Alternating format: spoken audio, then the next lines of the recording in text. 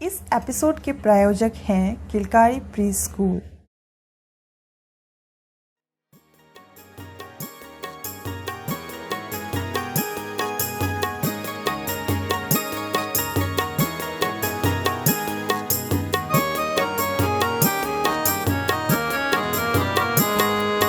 आओ सुनाए हम तुम्हें एक कहानी, एक कहानी, एक कहानी। आओ सुनाए हम तुम्हें एक कहानी, एक कहानी, एक कहानी। ये है कटिहार की कहानी, कटिहार की कहानी, कटिहार की कहानी, कटिहार की कहानी। आओ सुनाए हम तुम्हें एक कहानी, एक कहानी, एक कहानी। पहले एपिसोड में हमने यह तो देख लिया कि कटिहार कैसे एक जिला बना, साथ ही इस जगह का नाम कटिहार क्यों और कैसे पड़ा। जैसा कि हमने पहले भी बताया कि सन 1887 से पहले इस पूरे इलाके का नाम सैफगंज था। यहाँ के बड़ा बाजार और उससे सटे सभी मोहल्लों को पहले इसी नाम अर्थात सैफगंज के नाम से ही जाना जाता था। सरकारी कागजों में आज भी इसका नाम सैफगंज ही है। कटिहार के बारे में बुकानन ने लिखा है कि डंगरखोड़ा डिवीजन के अंतर्गत कटिहार एक सुंदर रियासत था जो कि पूर्णिया के राज परिवार के उत्तराधिकारियों के अधीन आता था। इसी के बारे में आगे ग्लैडविन ने लिखा है कि कटिहार को कटियारी कहा जाता था। ये पूरा क्षेत्र लगभग 1,08,000 बीघे की जमीन में फैला हुआ था।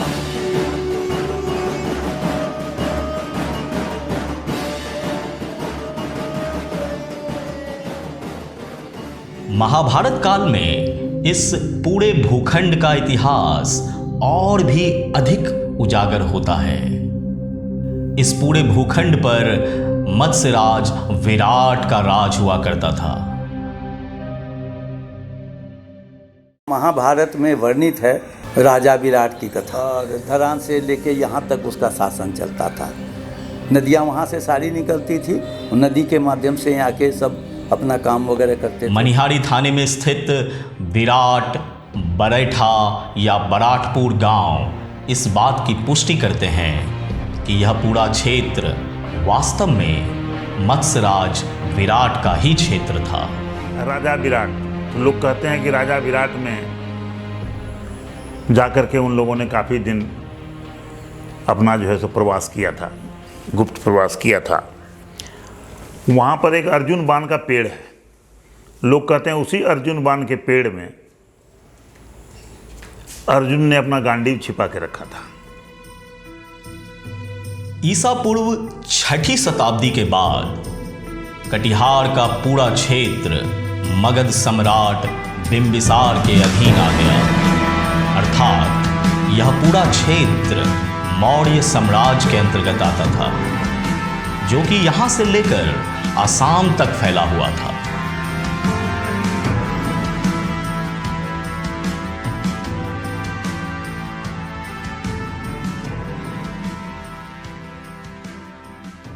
इस भूखंड के आधुनिक इतिहास को अगर देखा जाए तो 12वीं शताब्दी के अंत में बख्तियार खिलजी ने बिहार की तात्कालिक राजधानी पर आक्रमण किया और उसे अपने अधीन कर लिया।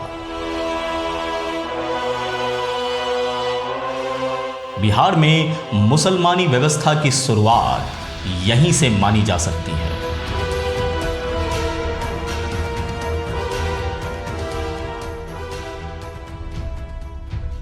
13वीं शताब्दी के आरंभ में पूर्णिया और कटिहार का यह पूरा क्षेत्र मुसलमानी शासन के अधीन आ गया था।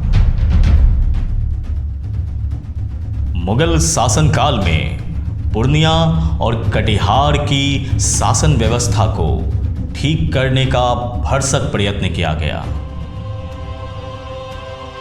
1722 में सैफ खान पूर्णिया का नवाब बना। 1750 में उसके मरने के बाद उसका बेटा फखरुद्दीन खान यहां का उत्तराधिकारी बना। बंगाल के नवाब अलीवर्दी खान ने उसे गद्दी से हटा दिया और अपने भतीजे और दामाद सैयद अहमद खां को यहाँ की शासन व्यवस्था की बागडोर सौंप दी। आगे चलकर नवाब शौकत जंग पूर्णिया का गवर्नर बना, जिसे बंगाल के नवाब सिराजुद्दौला का भरपूर समर्थन प्राप्त था। नवाब शौकत जंग बंगाल के नवाब सिराजुद्दौला का मौसेरा भाई भी था। कालांतर में जब नवाब सिराजुद्दौला को अपने मौसेरे भाई नवाब शौकत जंग से खतरा महसूस हुआ तो वो 1756 में राजमहल पहुंचा। इसी दरमियान नवाब मीर जाफर खान ने नवाब शौकत जंग को सिराजुद्दौला के खिलाफ भड़का दिया। इस स्थिति को देखकर सिराजुद्दौला ने एक डिवीजन सेना पूर्णिया की ओर भेज दिया। इसी बीच उसने बिहार के गवर्नर राजा राम नारायण को भी अपनी फौज के साथ पटना से पूर्णिया की ओर रवाना कर दिया।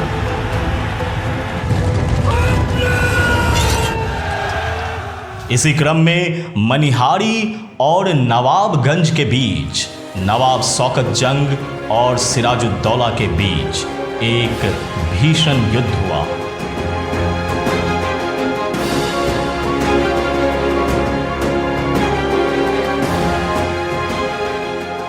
युद्ध कौशल के अभाव में नवाब शौकत जंग को हार का सामना करना पड़ा और उसी जंग में उसे मार गिराया गया। उस जगह का नाम बल्दिया बाड़ी है, जो आज भी मनिहारी थाने में स्थित है। तो शौकत जंग साहब जो उनके मौसेरे भाई थे, जो उनका तहसीली करते थे, उनको लगा कि कमाते हैं हम और सिराजुद्दौला साहब हमारे शासक हैं, वो सब माल ले जाते हैं, सब माल उनको देना पड़ता है। ये जो अहंग का टकराव हुआ तो उन्होंने शायद देना बंद कर दिया और दोनों भाइयों के बीच युद्ध हुआ।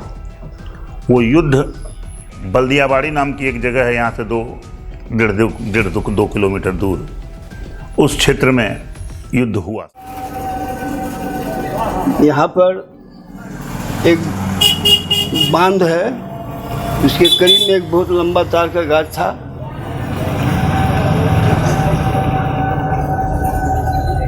उसी जगह नवाब सिराजुद्दौला शौकत जंग के साथ यहाँ जंग हुआ है, जिसमें बहुत से सारा सामान खुदाई के बाद पाया गया है। मुगलों के अंतिम फौजदार मोहम्मद अली खान से मिस्टर डुकारेल ने चार्ज लिया।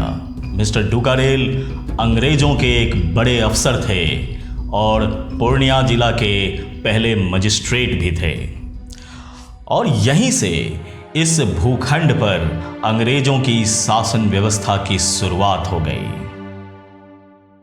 फौजदारी के शासनकाल में जो व्यवस्था और जो सुविधाएं आम जनमानस को दी गई थी, उसे मिस्टर डुकारेल ने छीन ली।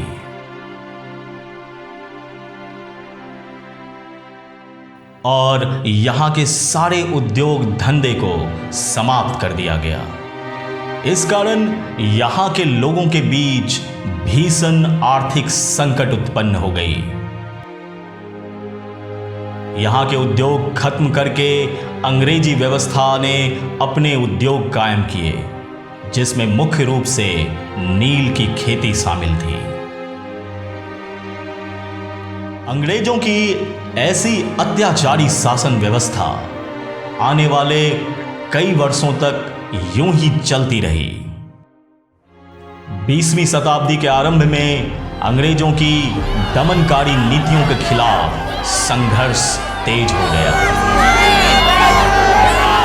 यूं तो 1857 की क्रांति के बाद भी कई संघर्ष हुए, पर गांधी जी के आह्वान पर कई देशव्यापी आंदोलन किए गए और उसमें कटिहार की जनता ने बढ़ चढ़कर हिस्सा लिया। महात्मा गांधी के देशव्यापी आंदोलन के आह्वान पर कटिहार की जनता ने पूरे जिले में अंग्रेजों के खिलाफ जोरदार प्रदर्शन किए।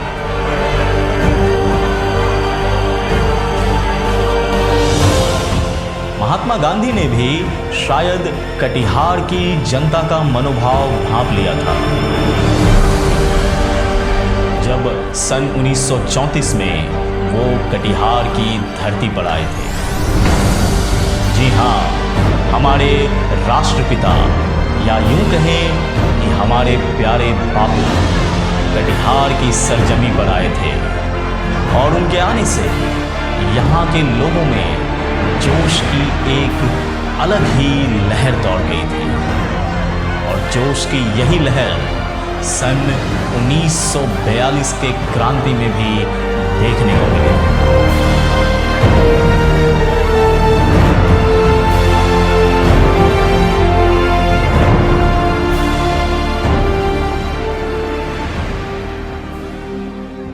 कहानी आगे भी जारी रहेगी।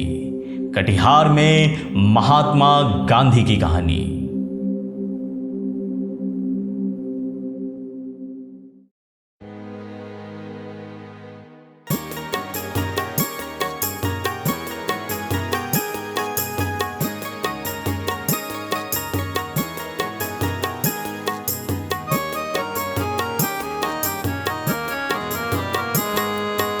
आओ सुनाए हम तुम्हें एक कहानी, एक कहानी, एक कहानी।